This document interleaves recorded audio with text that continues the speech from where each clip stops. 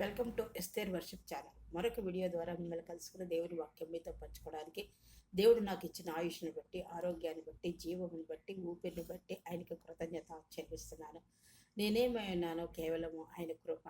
మనం ఏమైనామో ఆయన ఉచిత కృప చొప్పున మన అందరినీ సజీవులకు భద్రపరిచి నడిపిస్తున్న, ఉచితంగా గాలి, ఆయుష్, జీవం ఇస్తున్న దేవునికి మరొకసారి కృతజ్ఞత చెల్లిస్తున్నాను.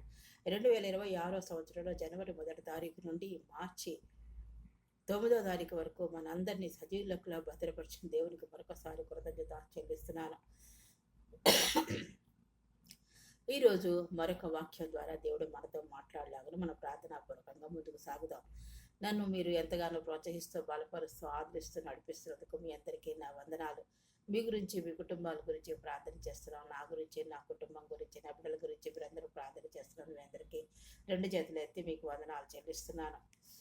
మొదటిగా చిన్న ప్రార్థన చేసుకుందాం. అత్యంత మహాపరిశుద్ధులను, ప్రేమమైన, కృపామైన, దయామయుడైన ప్రభువా, మీ అపరంజి పాదములకు లెక్కలేని స్తుతులు, స్తోత్రాలు, వదనాలు చెల్లించుకుంటూ ఈ సాయంకాల సమయంలో నీ పాద సన్నిధానానికి వచ్చినాం నాయన. ఈ వాక్యం వివరించటకు నాకు జ్ఞానం సరిపోదు.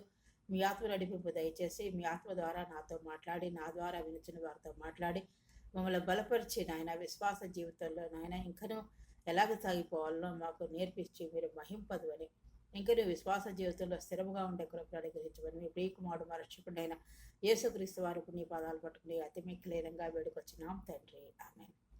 ఈరోజు నిర్గమకాండము 6వ అధ్యాయం 11వ వచనం. ఇశ్రాయేలీయులే నా మాట వినలేదు. నిర్గమకాండం మొదటగా 7వ అధ్యాయం 1వ వచనం చూసుకుందాము. ఇలా చెప్తుంది. అప్పుడు దేవుడు ఏమంటున్నాడంటే, యెహోవా మోషేతో ఇలా మాట్లాడుతున్నాడు. చూడు, నేను నిన్ను ఫరోకు దేవుడిలా చేసెదరు. నీ సోదరుడు అహరోను నీకు ప్రవక్తగా ఉంటాడు.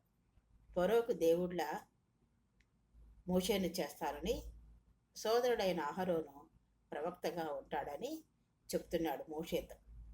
ఇశ్రాయేలు ప్రజలు ఎన్నిసార్లు దేవుడే వచ్చి వాళ్ళ బాధను చూసి వాళ్ళతో మాట్లాడినప్పుడు కూడా, వాళ్ళతో మోషే ద్వారా వాళ్ళని హెచ్చరిస్తూ ఉన్నప్పటికీ కూడా వాళ్ళు అప్పటికే వింటున్నారు. మళ్ళీ వాళ్ళ కఠినమైన బాధలు, వెట్టి చాకరి, వీటి వలన వాళ్ళు ఐగుప్తు నుంచి దేవుడు మమ్మల్ని బయటికి రప్పిస్తాడా ఫరో అని భయపడుతూనే ఉన్నారు. మోషే మాటలు, అహరోను మాటలు వింటున్నారు, కానీ అప్పుడే మర్చిపోయి భయపడుతూ ఉంటున్నట్టుగా చూస్తున్నాం.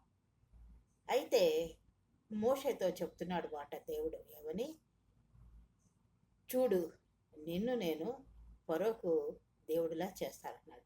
అంటే మోషే 6వ అధ్యాయంలో కూడా ఇంతవరకు మాట్లాడుతూనే వస్తున్నాడు. నేను నోటి మాధ్యం, దేవుడు మాట్లాడుతున్నప్పటికీ నేను నోటి మాధ్యం గలవాడను, నత్తి పెదవులు గలవాడను, మాట్లాడటానికి నాకు చాతుర్యం లేదు, ఇలా మాట్లాడుతూనే ఉన్నాడు కదా. తన అసమర్థత గురించి ఆయన చెప్తూనే ఉన్నాడు. అప్పుడు దేవుడు నిన్ను అనేకమైన ఆశ్చర్యకార్యాలు నీ ద్వారా చేయిస్తానని చెప్పినప్పటికీ కూడా మళ్ళీ ఇక్కడ వాళ్ళు ఏమన్నాడు, నిర్గమకాండ 6:11 వచనంలో చూసుకుంటే, ఇశ్రాయేలీయులే నా మాట వినలేదు. ఇశ్రాయేలు ప్రజలే నా మాట వింటున్నారు, అప్పుడే నమ్మకం పెడుతున్నారు, అప్పుడే విడిచిపెడుతున్నారు, నా మాటను నమ్మడం లేదు అని చెప్తూ మళ్ళీ 6వ అధ్యాయం 8వ వచనం చూసుకుంటే, ఎందుకు వాళ్ళు వింటలేదంటే వారు మనోవ్యాకులమును కఠిన దాసత్వం గురించి, వాళ్ళు కఠినమైన వెట్టి చాకరీ, దాసత్వంలో, బానిసత్వంలో ఉన్నారు కాబట్టి, వాళ్ళు ఎంతో మనోవ్యాకులంతో ఉన్నారు కాబట్టి వాళ్ళు మోషే మాటలు, అహరోను మాటలు నమ్మడం లేదు, వింటలేదు. వింటున్నారు, నమ్ముతున్నారు, మళ్ళీ విడిచిపెడుతున్నారు, అవిశ్వాసంలో ఉంటున్నారు మాట. మరి సాయంకాల సమయంలో నేను ఆ విశ్వాసం ఎలా ఉంది? బైబిల్ చదువుతున్నాము, ప్రార్థన చేసుకుంటున్నాము, దేవుని వాక్యం అనేక దైవజనుల ద్వారా వింటున్నాము, అప్పుడే బలపడుతున్నాము, విశ్వాసం తెచ్చుకుంటున్నాము.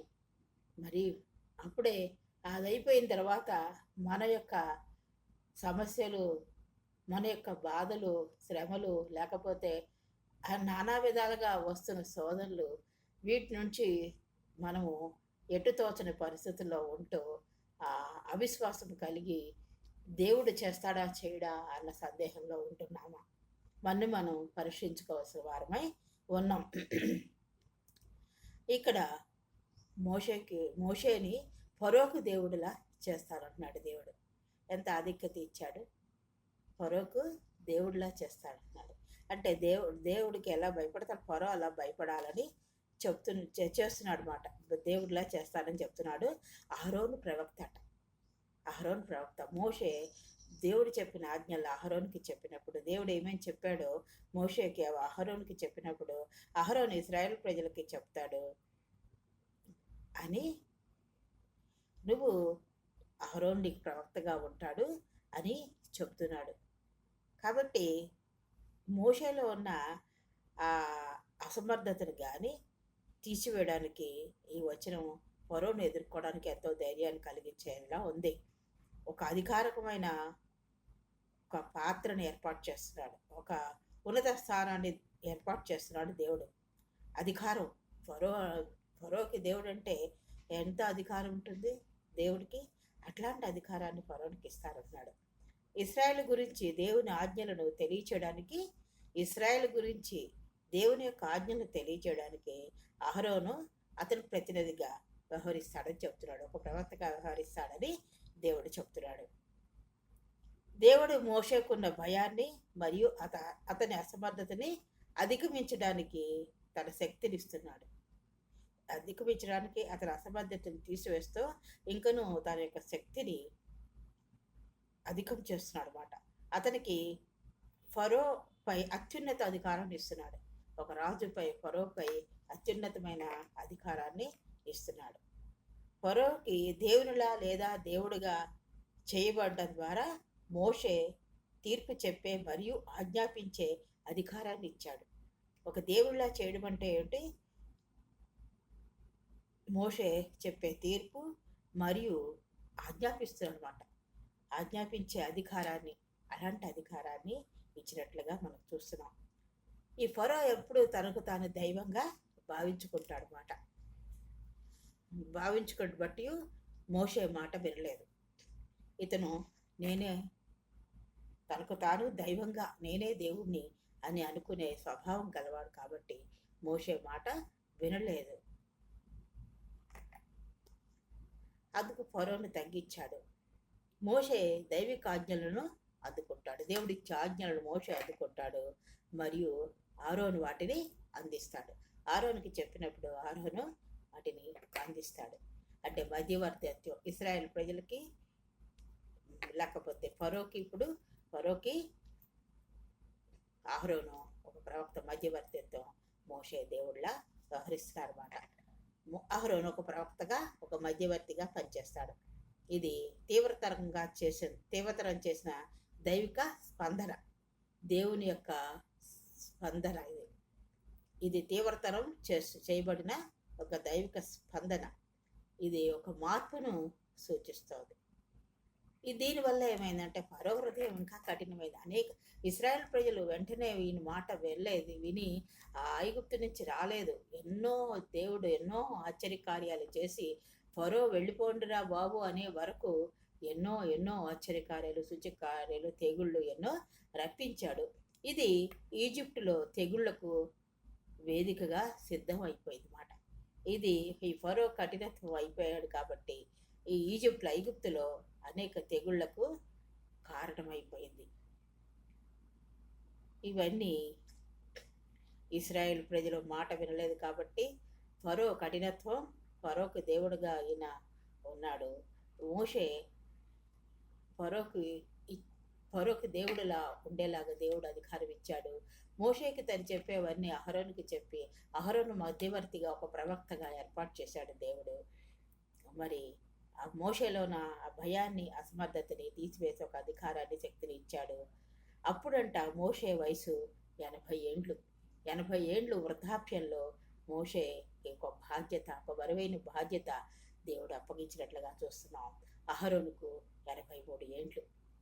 వయసుతో సంబంధం లేదు. దేవుని కార్యాలు చేయాలన్నా, దేవుల్లో విశ్వాసంగా నడవాలన్నా ఆయన శక్తి బలము అనుగ్రహిస్తాడు. మోషేకు 80 ఏండ్లు, అప్పుడు అహరోనుకు 83 ఏండ్లు. చూసారా, దేవుడు ఆ సమయంలో వాళ్ళని ఇశ్రాయేల్ ప్రజలు నడిపించడానికి ఆయన సాధనాలుగా వాడుకున్నాడు. మరి మనకి క్రొత్త నిబంధనలో దేవుడు మరి ఆయనే మధ్యవర్తిగా వచ్చేసాడు. ఈ భూలోకంలో జన్మించి నా పాపాలు ఆయన భరించి సిలువుపై భరించి మన్ని ఆ పరలోక సింహాసనంలో కూర్చుండబెట్టడానికి మన గురించి తండ్రి కుడిపార్శ్వం నుండి విజ్ఞాపన చేస్తున్న మధ్యవర్తిగా ఆయన నేను ఆ పాపాల గురించి ఇంకా కూడా తండ్రికి ఆయన కుడిపార్శ్వం నుండి విజ్ఞాపన చేస్తున్నట్టుగా మనం చూస్తున్నాం. నీ గురించి నా గురించి ఆయన సిలువుపై మరణించి ఆయన పవిత్ర రక్తాన్ని చిందించి ఒక మధ్యవర్తిగా మన పాపాలన్నీ కొట్టివేసి మనకి రక్షణ ఇచ్చిన దేవుణ్ణి మనం ఎంతగా స్తుతించాలి, ఎంతగా ఆయన ఆరాధించాలి, ఎంతగా ఆయన కార్యాలు చూడడానికి మన విశ్వాస జీవితంలో మన కుటుంబ జీవితాల్లో అనేకమైన అద్భుత కార్యాలు చూడడానికి మనం సిద్ధపడి వేగంగా మనం ఆయన కార్యాలు చూడాలంటే విశ్వాస జీవితంలో స్థిరముగా బలముగా ఉండాలని కోరుతున్నాడు దేవుడు. మరి మనం అటువంటి విశ్వాసంలో నడిపించబడాలి. మరి నా విశ్వాసం ఎలాగుంది ప్రియ సహోదరి సహోదరుడా? మన విశ్వాస జీవితంలో స్థిరముగా ఉన్నామా? నన్ను రక్షించిన దేవుని వైపు చూస్తున్నామా? స్థిరమైన విశ్వాసంతో ముందుకు సాగుతున్నామా? మన సమస్య ఏదైనప్పటికీ బాధ అయినప్పటికీ మన దేవుడు మనకున్నాడు కాబట్టి ఆయన వైపు చూస్తూ ముందుకు సాగిపోవాలని కోరుతూ ఈ వాక్యాన్ని నేను ముగిస్తున్నాను. దేవుడు అట్టి ప్రకారం మనలో బలహీనతలు ఉండొచ్చు, మన వాక్చాతుర్యం లేని వాళ్ళం అవ్వచ్చు, మరి అయినప్పటికీ మనకి శక్తి ఇచ్చేవాడు దేవుడే కాబట్టి అన్ని విషయాల్లో ఆయనపై ఆధారపడినప్పుడు ఆయన గొప్ప కార్యాలు చేస్తాడు. దేవుడి వాక్యం దీవించుగాక. అత్యంత మహాపరిశుద్ధుడును ప్రేమమైన కృపాను దయామడుగున ప్రేమ మీ అప్రించి పాదములకు లెక్కలేని స్తుతులు స్తోత్రాలు వందనాలు చెల్లించుకుంటాం. మరొకసారి నీ పాసానికి వచ్చినైనా మీ వాక్యాన్ని క్లుప్తంగా ధ్యానించడానికి మీరు ఇచ్చిన వాక్యాన్ని బట్టి మీ నడిపింపుని బట్టి మీరు మాట్లాడే విధానం బట్టి మీకు వందనాలు ప్రభా. మరి నాయన మా తండ్రి మీరు మాకు మధ్యవర్తిగా ఉన్నారు ప్రభా. మీరు మాకు రక్షణ ఇచ్చారు. అన్నీ మీరు మా పాపాలు శాపాలు దోషాలు మాతిక్రమాలు అన్నీ మీరు భరించి మా దరిద్రతని కొట్టివేసి నాయన అన్ని విషయాలు ఆత్మీయ దరిద్రతను కొట్టివేసి మీలో ముందుకు సాగిపోవాలని ఈ లోక పరలోక సంబంధమైన ఆశీర్వాదాలతో ముందుకు సాగిపోవాలి మీ చిత్తం కాబట్టి అటువంటి విశ్వాస జీవితంలో మేము ముందుకు సాగిపోయే కృపను గురించి మీరే సహాయం చేసి మహింపదమని మీ వీకుమాడు మా రక్షకుడు నేను యేసుక్రీస్తు వారికి నీ పదాలు పట్టుకుని అతి మిక్కులంగా వేడుకొచ్చున్నాం తండ్రి. ఆమేన్. ఈ వాక్యాన్ని మీరు విని నన్ను ప్రోత్సహిస్తున్నందుకు మీకు నా వందనాలు. మరి అలాగే సబ్స్క్రైబ్ చేసుకోవాలని మరి కోరుతూ నన్ను ఇంకా ముందుకు నడిపించాలని కోరుతూ ఈ వాక్యాన్ని నేను ముగిస్తున్నాను. మీ గురించి మీ బిడ్డల గురించి మేము ప్రార్థన చేస్తున్నాం. నా గురించి నా కుటుంబాల గురించి మీరు ప్రార్థన చేసినందుకు వందనాలు. దేవుడు ఇలాగే ఇంకా నన్ను నడిపించాలని మీరందరూ నా గురించి ప్రార్థన చేయాలని కోరుతూ ఈ వాక్యాన్ని వీడియో నేను ముగిస్తున్నాను. దేవుడు మిమ్మల్ని అందరినీ దీవించుగాక.